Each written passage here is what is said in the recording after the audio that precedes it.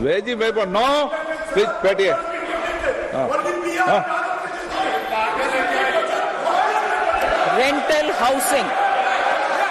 rental housing with dormitory type accommodation for industrial workers will be औद्योगिक क्षेत्र के श्रमिकों के लिए इस तरह की व्यवस्था की शुरुआत की जा रही है।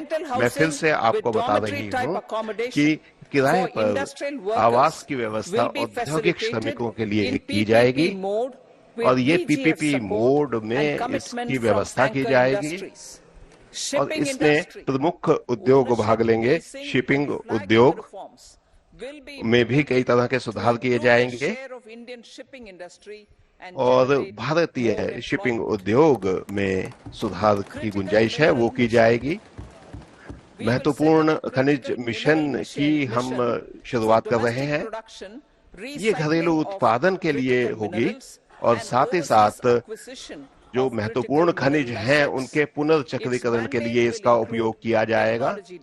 इस कानून में टेक्नोलॉजी डेवलपमेंट की व्यवस्था होगी और साथ ही साथ जो उत्पादक हैं उनकी विस्तारित जिम्मेदारी भी तय की जाएगी। एक संरचना बनाई जाएगी, एक फ्रेमवर्क बनाया जाएगा और साथ ही साथ ऑफशोर माइनिंग उत्खनन जो होगा खनिजों का उसकी व्यवस्था की जाएगी और उत्खनन के लिए खनन के लिए व्यवस्थाएं की जाएंगी। जो पहले से किया जा रहा है उसको आगे बढ़ाया जाएगा। डिजिटल पब्लिक इंफ्रास्ट्रक्चर की स्थापना की जाएगी। सेवा क्षेत्र में इसका विस्तार किया जाएगा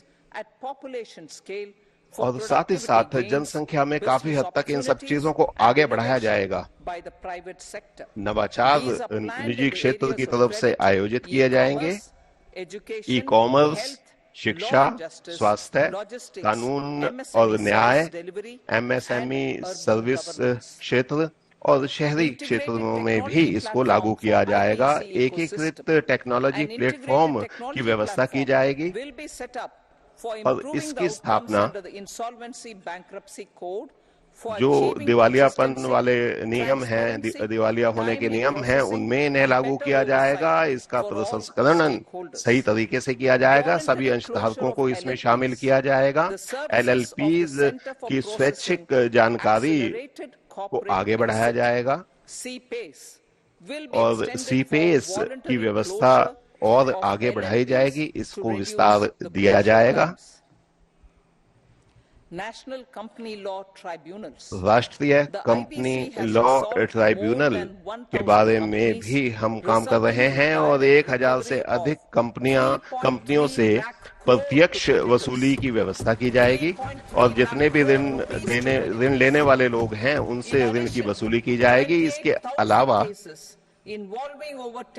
20,000 ऐसे मामले हैं जो 10,000 करोड़ के हैं, इनको डिस्पोज ऑफ किया जा रहा है।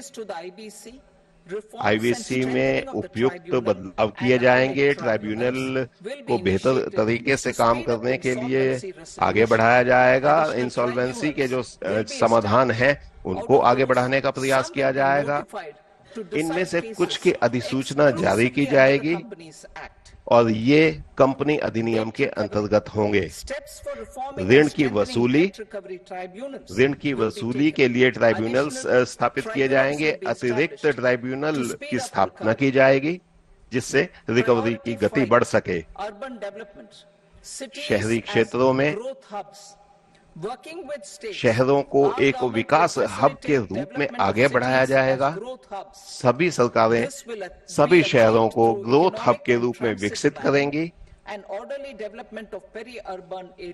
और इसमें जो उप शहरी क्षेत्र होंगे उनको विकसित किया जाएगा। टाउन प्लानिंग स्कीम में बदलाव किए जाएंगे और रचनात्मक रूप से जो मौजूदा शहर हैं उनकी पुनर्संरचना का काम शुरू किया जाएगा और इसमें जो मार्केट आधारित नीतियां लागू की जाएंगी, नियमों को लागू किया जाएगा। ट्रांसिट ओरिएंट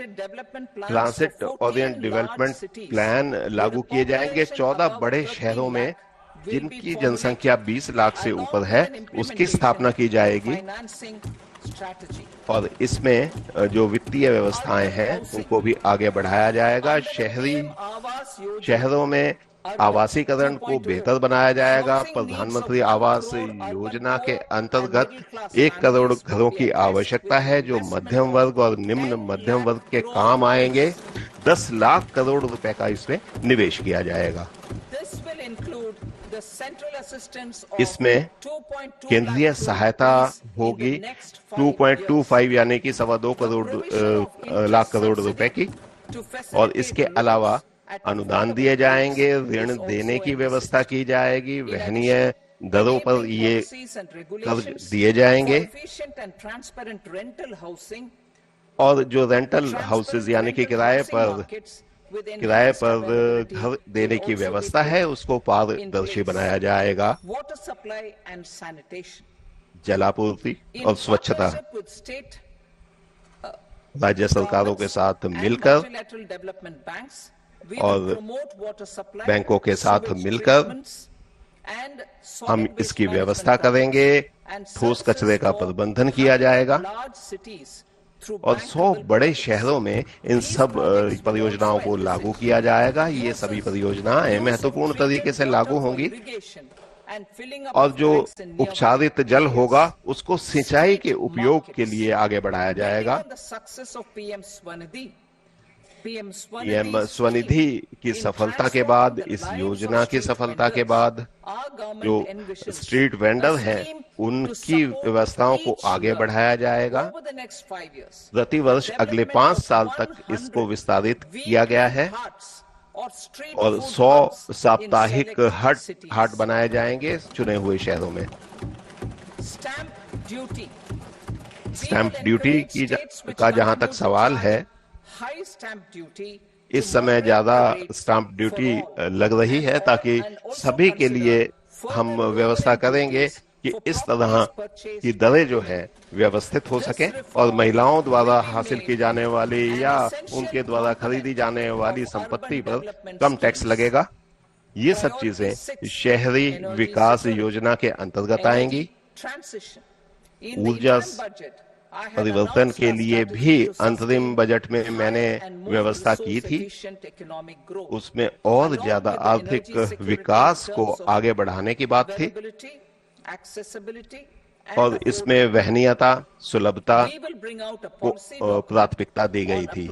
हम सही ऊर्जा प्रणाली के लिए हम कई बातों को आगे लाने का प्रयास करेंगे। रोजगार की व्यवस्था की जाएगी, पर्यावरण को सुरक्षित रखा जाएगा। पीएम सूर्य घर मुफ्त बिजली योजना जैसी की घोषणा अंतरिम बजट में की गई थी और अंतरिम बजट में आप समझ सकते हैं पीएम सूर्य घर मुफ्त बिजली योजना की व्यवस्था की गई थी जिसमें घरों की छतों पर सौर ऊर्जा उपकरण लगाने की व्यवस्था थी और इसके साथ साथ 1 करोड़ जो है घरों को 300 यूनिट तक की बिजली मुफ्त में दी जाएगी और इस स्कीम को, इस योजना को शानदार रिस्पांस मिला है। इसके लिए लाखों रजिस्ट्रेशन जो कराए गए हैं, 14 लाख आवेदन हमें प्राप्त हुए हैं। पंप स्टोरेज नीति, ये पंप स्टोरेज परियोजनाओं के लिए इसकी व्यवस्था की गई है। बिजली के भंडारण के लिए और इन सब बातों को आगे बढ़ाने के लिए इन सब व्यवस्थाओं को आगे बढ़ाने का प्रयास किया गया है और ऊर्जा को सम्मिश्रित रूप से आगे बढ़ाया जा रहा है।